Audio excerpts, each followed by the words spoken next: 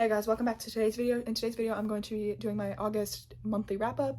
Basically, I'm just going to tell you every single book that I read in August. This month was a new record for me reading-wise, and I read 6 books this month, which for some of you guys might not seem crazy, but that is my new record. To kind of put it in perspective, this whole year so far, I read 13 books, and 6 of them have been in August, so that's like crazy. It was a new record, new reading month, and the main reason I can thank that is this, my Kindle. This thing has been amazing. And it has really helped me read faster and to just find a lot of books that I didn't really have before, because I am like doing like a free trial of Kindle Unlimited, and so I'm finding a lot of books that I've never even heard about before, and I've gotten into some really good ones. Plus, I've been using the Libby like app for my library and renting them. So nice. With all that being said, let's just get started right away and talk about the books. So actually only one of the 6 books this month was like a physical book. All the rest of them are on my Kindle, and so that's the one that I started out with, that I finished at the beginning of August. And if I'm looking down off to the side, it's because I have like my little notes about the books. That is Magnolia Park's The Long Way Home. So this is the 3rd installment in the Magnolia Park series, the 2nd book that specifically follows Magnolia and BJ. So if you don't know, the 1st book in this series is about Magnolia and BJ, and then the 2nd one follows Daisy and Christian, and then this one, the 3rd one, follows Magnolia and BJ again, and then the 4th book, which I'm currently reading, follows Daisy and Christian, and then there's a 5th book about Magnolia and BJ. This was my first 5-star read of the year, and it was just super good. And I finished this book on August 9th. And I started it like right at the beginning of August. So it took me like 9 days, but it was still super good.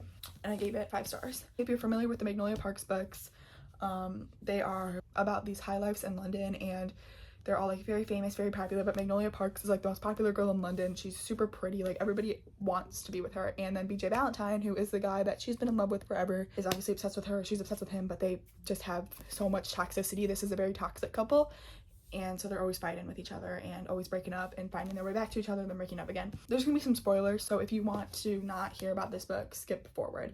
But basically this book is about Magnolia coming back, because if you guys know, at the end of, I don't know if it was Daisy Hates or at the end of the first Magnolia Parks book, Magnolia moved to New York, so she finds herself back in London, and then she needs to figure out if she wants to connect with BJ.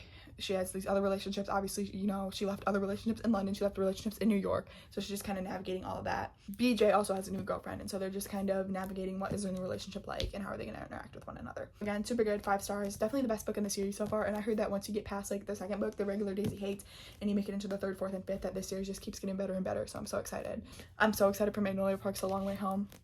And if you watched my September TBR, which I'll have linked down below, you would know that I am hoping to get to that one in September, but I'm super excited. Okay, like I said, that's the only physical book that I have, so the rest of them I'll put on the screen. But again, I read it on my Kindle, and so the first book that I read was The Teacher by Frida McFadden, and this book was literally insane, and it's just kind of weird.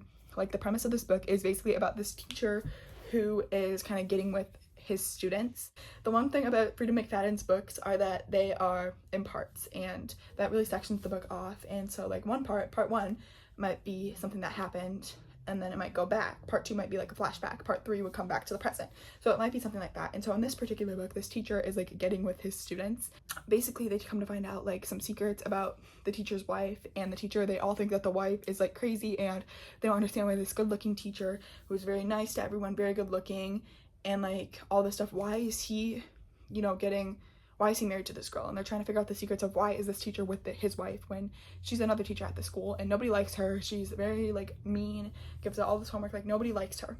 But then the other teacher, the guy teacher, who is like the male main character in the book, he is seeing a female main character, one of his students, and so she feels so special because she's like, oh my gosh, like this teacher's amazing. But of course the male main character is like, we need to keep this a secret, like nobody can find out. I don't want my marriage to end over this, but we can navigate this together. And so she is like, obviously she's getting with him because she's attracted to him, and she thinks that he's really like, I don't know, she has a crush on him, even though it's her teacher.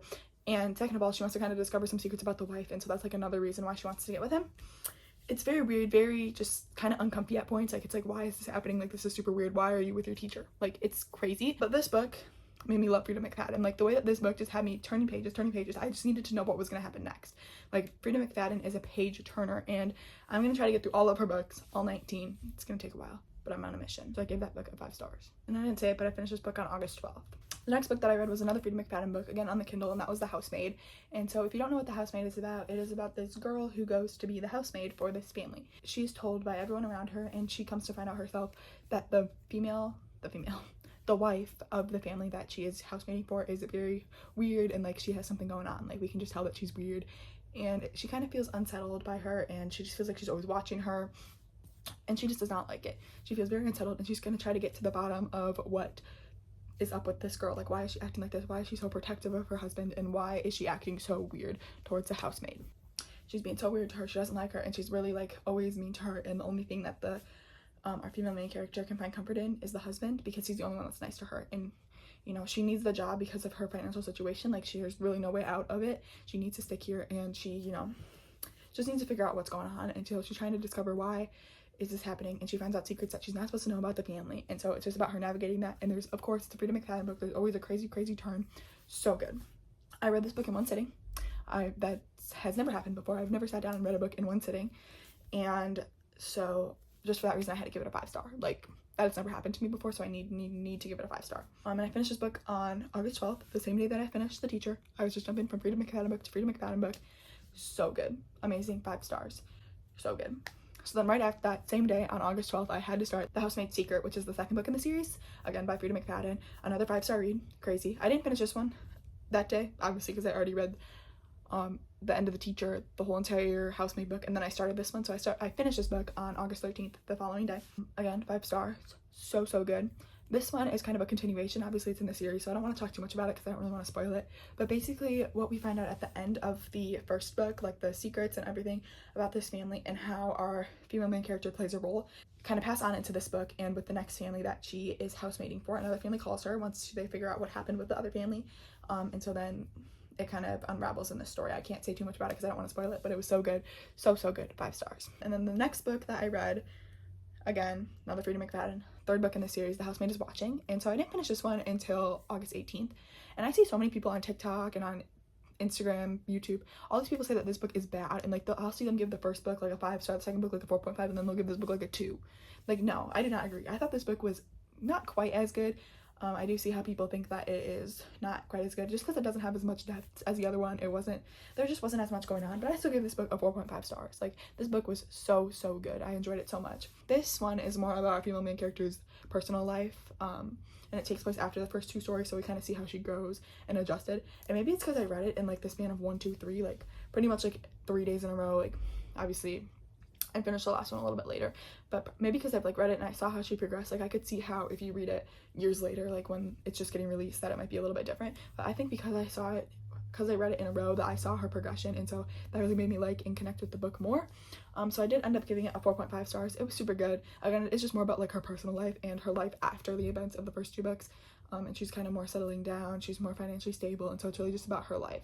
But it was good, and all those books are available on Kindle Unlimited. The final book that I read this year, I got from the Libby app, so I just connected it to my local library and got it through there.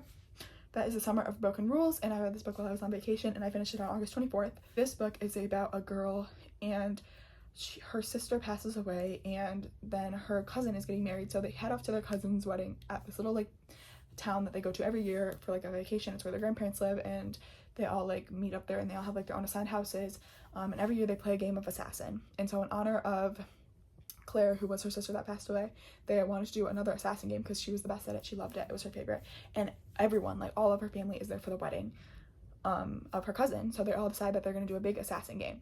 And the concept of the book is really good. I've never really read anything like it. It was super good. It was young adult, and so it wasn't as complex as I really enjoy most of the time. A lot of these books that I'm reading like are more geared toward like regular adults, but I still like young adult. It's like a quick, easy read. So this one was super good. Still, it was a 3.5.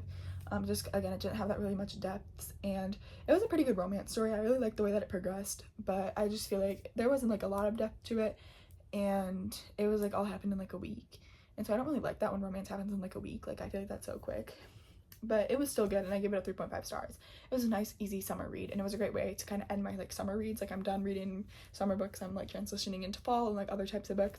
So it was a great way to end out the summer reads. That is all for today's video. I really hope you enjoyed, and let me know down below what books you read this August. I keep wanting to say September, but it's August. This wrap up is August, or in September. Let me know what books you read in August down below, and what books I should read in September, and as long with any other video ideas that you want to see from me. Thank you guys so much for watching, and I hope you have a great day, and I'll see you guys all in the next one. See ya!